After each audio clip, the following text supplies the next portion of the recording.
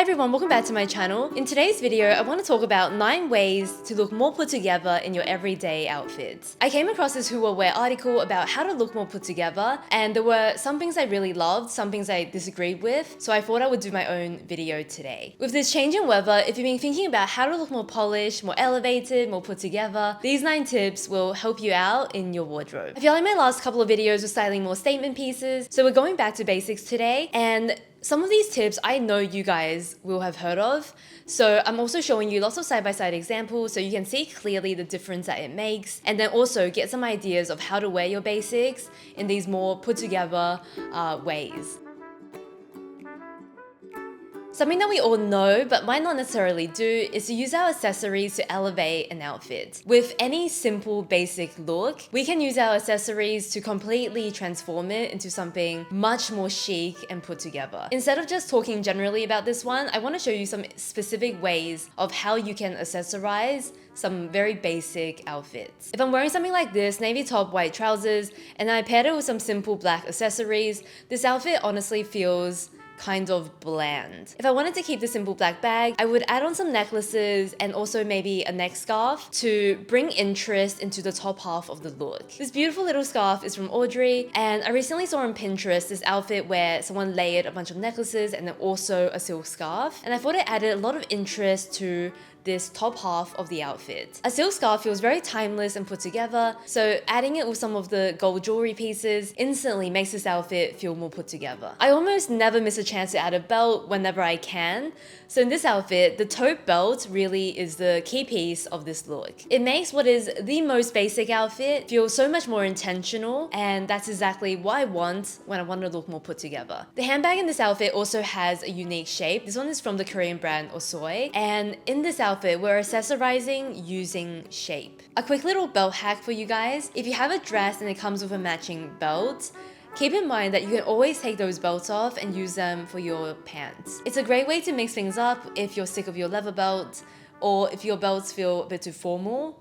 Just take one of those fabric pieces and belt whatever you want to belt. One of the ways that I love to accessorize a neutral outfit is to bring warmth. So over here, we've got brown in the shoes, the bag, and the belt. We've got the gold jewelry, and we're just warming up what is a very neutral combination of navy and white. If you're wearing a really basic outfit like I am here, I don't believe there is such a thing as over accessorizing. So I've layered on some more necklaces, creating more of a stack, and I love this look. This necklace stack, which is very similar to what I have on right now, is probably one of my favorite necklace stacks I've created, playing around with different chain lengths and different textures to get more interest. No such thing as under accessorizing, so I've also added in a red shoe for some color.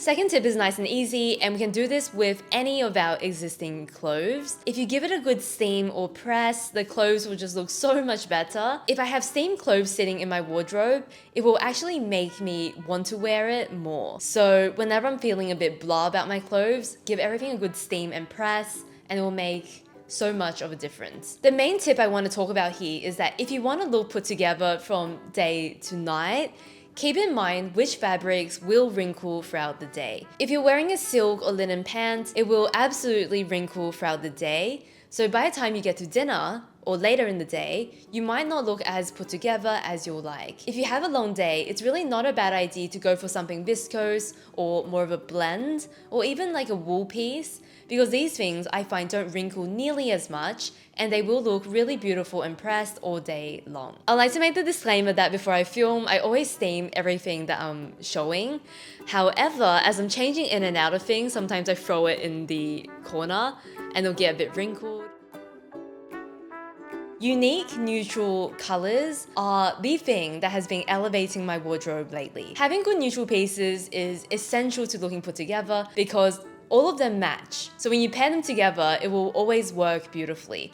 But they will of course also match with your louder statement or colorful pieces as well. My neutral wardrobe completely changed when I discovered browns. Last year browns were really popular, so I saw a lot of very warm browns, very cool browns, and these have just been so wonderful to wear. They bring such a beautiful warmth to grays and navies, and it's such a wonderful neutral to have in a wardrobe. I also love neutrals that have more depth to them. I really love these taupe shades. They're kind of in between a grey and a brown, and I feel like it just pairs so beautifully with all the colors and neutrals in my wardrobe. It feels very fresh and elegant, and it's a nice change to the otherwise beige or grey I would wear. I love colors that take me a while to describe because it just means they're not one-dimensional flat colors. This beige cardigan is beige from afar, but when you look at it, it's got this cool and pinky tone to it, which I also think is really beautiful. When I'm looking at the fabric, I don't actually see pink, but when I hold it up to things, I feel like there is a pinkiness to it, which just feels really elegant. In your wardrobe, if you already have a little beige, if you already have a little navy, then adding some of these taupey shades to different pieces can really just give you more places to mix and match the colors together.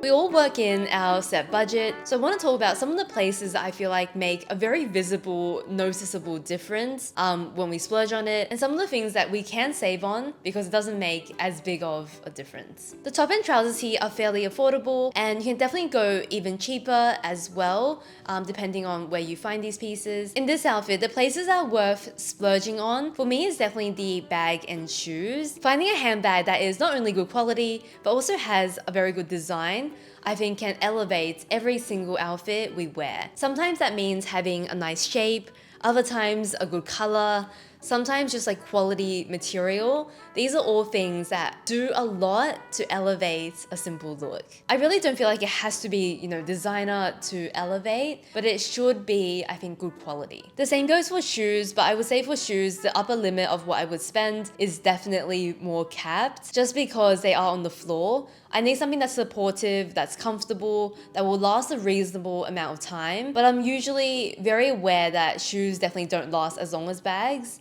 and I kind of keep that in mind. This outfit here I absolutely adore, but I feel like the white knit with the flowers on it is not the most elegant, elevated, put together piece. So again, I'm bringing in the handbag here to give it a more quality look, because otherwise it can just look very young and playful. Uniqlo Merino is one of the best things I like to recommend because it's fairly affordable, but most importantly, it lasts a very long time and I just wear it so often. So that's something that you can save a little bit on. There are higher end merino pieces, but I've been so happy with this Uniqlo one that I haven't really felt the need to replace it with anything better. I've been able to find really high quality wool trousers at Knitwear. These are usually priced not excessively considering they are often wool as opposed to polyester and synthetics, and these for me just hold up really beautifully in my wardrobe. I have so many different styles of Knitwear trousers and they all just work so well. This is an area where some of these Knitwear or even Arket trousers are much better than some of the more expensive ones I've tried, and I've just been very impressed by the quality. Last thing that's really worth splurging on are good quality jackets. A jacket, in my opinion, is something that you can hold on to for years and years to come. So I have this leather jacket that I purchased pre-loved, and I just feel like it looks so luxurious in this outfit. This outfit, in my opinion, looks a lot more expensive than what it is, and I think that it's mostly due to the jacket. This jacket is a pre-loved designer jacket, but since it's pre-loved, I did purchase it for a lot cheaper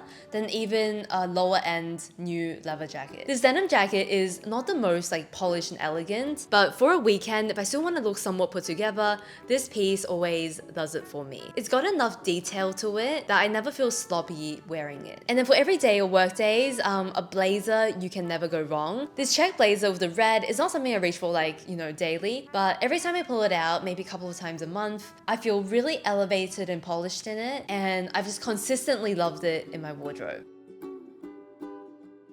On the Who What Wear website, I read that you should match your metals to look the most put together. And if you've been here before, you know I disagree with this one. I feel like if you're able to wear mismatched metals and do it well, you actually look even more put together, or just as put together. Let me show you an example where I feel like you're better off matching your metals. If all the jewelry in my outfit was gold and then maybe I'm wearing a cardigan with gold buttons as well, if I had one silver piece, sometimes it can look a little bit out of place because it doesn't look intentional. It looks like things just accidentally turned out this way. So in this case, I feel like just match your metals. What looks amazing to me is when you mix your metals and it looks intentional. So you do this by making sure that if you have a silver metal, it's not just one piece, it reoccurs a few different times, and ideally at different places as well. I'm wearing a necklace stack today, and I don't just have on one silver item. I've got a mix of a couple of silver pieces, and I think this really helps tie everything together. In this case, if I had a silver buckle, gold buttons, I don't feel like it clashes as much because it looks very intentional throughout the look. If you want to look more put together, I recommend doing both of these things. When the outfit calls for it, match your metals. And then other times you can play around with mismatched, because this is something that really shows off your styling ability,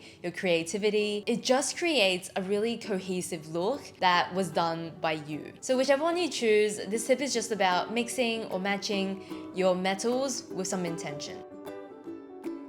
Not having enough time is often the enemy to looking put together, right? If we had endless time, we would all look amazing always. I want to talk about matching sets here. These are the combinations that I can immediately go to when I know that I have no time to get ready. I just need to put on and immediately go. First thing that comes to mind is a jumpsuit. You throw it on and you leave. I have this yellow jumpsuit, and I mentioned it as one of my least worn pieces of last year, and I've been trying to wear it a little bit more. So over here, I've gone for a really playful combination. This is definitely not something I would say is incredibly elevated for Monday to Friday, but if I'm just doing something really casual, this still feels like it's been styled, and it's good for a weekend. If you just kind of imagine this jumpsuit in a more neutral color, elevated style, you can kind of see how this is a throw on and go kind of item. A good dress that is both elevated but also not fussy to what accessories you pair with it is my favorite pick. I've been wearing this denim dress so much because it doesn't feel too basic. When you put it on, you feel very chic. And then in terms of accessories, you can pair it with whatever bag you used yesterday or the day before, and everything combines well with denim. Same with the shoes, you throw on whatever shoe you have, and you're pretty much good to go. I don't have many coordinating sets, so I'm just making this one myself. What this means to me is that you go tonal. So I've gone for an all white look, and this kind of looks a bit like a set. And then I've gone for an all dark look, and that's also a good set. If I'm in a rush, I often go tonal to create something matching from head to toe, and it always works. My next tip is to debubble your knitwear. I often hear complaints about knitwear peeling too much, and I just really recommend a fabric shaver or like a knitwear comb. It gets rid of basically all peeling. So for me, even my knits that peel a lot, this just solves the problem. It's autumn here in Australia, and as I'm pulling out some older knitwear pieces, they all look nice and new because I've gone and debubbled all of them. So the fabric is looking really great. If you debubble your knitwear for some older pieces, you will instantly look more put together and polished in your look. I've been wanting to make some videos about tailoring, maybe in an upcoming vlog, but tailoring your clothes makes the biggest difference to looking put together. Let me show you some actual examples, because when I started, bring pieces to the tailor, I was a bit uncertain about what could be done, what couldn't be done, and also pricing. So let me talk about some of the things I most often get tailored. The obvious one are pants. If you find a really nice pant, maybe it's in the clearance section, it's a good fabric, good quality, you can definitely get it tailored if it's just falling too long. This is one of the cheaper things to do at the tailor. Usually in Australia, I feel like it ranges from 15 to 30 AUD, and it just makes the pant look like it was made for you. I usually choose to either get my pants tailored to full length or ankle length, depending on the style. Oftentimes, tops and dresses also need some kind of length adjustment because I'm short. Originally, this top was sitting a little bit lower, so it wasn't as flattering, and it was also just showing too much of my underwear. So getting it tailored has made all the difference. With this brown dress, originally, it was meant to be an elegant evening dress that was floor length. However, I realistically can never see myself wearing a shirt dress for an evening event. I would definitely go for something that felt a little bit more, glamorous. So I just decided to make this more of a daytime dress by shortening it to a midi length. With dresses, there are so many ways you can shorten it. You can shorten it at the hem, you can often shorten it at the waist, so not affecting the bottom of the skirt. And then you can also take it up sometimes at the top because the bodice is too long. There are lots of things to do to make a dress perfect. So if you ever fall in love with something and it's a really good price and a really good fabric, you can get it. And then of course you have to spend a little bit more on tailoring, but it might actually turn out to be worth it as well, depending on the deal. The money spent here is getting something that is very customized to you and to your height and to your shape, and that makes things look a lot more put together. When you go to a tailor, I think it is important to have some basic knowledge of how things can work and also what you want the outcome to be. They don't know you personally, so if you can share this with them, they're able to give you recommendations a lot better. Final tip to looking put together, it's again something that can make or break things, is to give your shoes a good clean and polish. This is one of the least kind of sexy things to do in our spare time, but giving your shoes a good clean and polish can just bring them back to life, and it just keeps them looking their best for as long as possible. Sometimes I do also have to accept that some shoes are just looking a little bit too old. I love my ancient Greek sandals, but honestly, I feel like the sole of that is looking pretty grubby. I'm going to try and get one more summer's wear from them, or maybe even just wear them more casually on errands. Probably next year I will look at replacing them because I feel like they've just worn down a lot after 2 years of wearing them and wearing them a lot. Something else I've learned is that some shoes are just not made to be worn as heavily as others. So those are the shoes that I'll kind of just save to wear on nicer occasions, save to wear when I'm in the city, and not when I'm planning to do like a walking marathon. These are my favorite 9 ways to look more put together in your everyday looks. If there is something you do that I haven't mentioned today, let me know in the comments down below. We can kind of help each other out and share some more tips on how to look put together. If you enjoyed today's video and want to support this channel, I would love for you to go give this video a like, consider subscribing, and say hi to me over on Instagram, and I'll put my handle up on the screen. Hope you guys all have a wonderful week ahead, and I'll see you next one. Bye.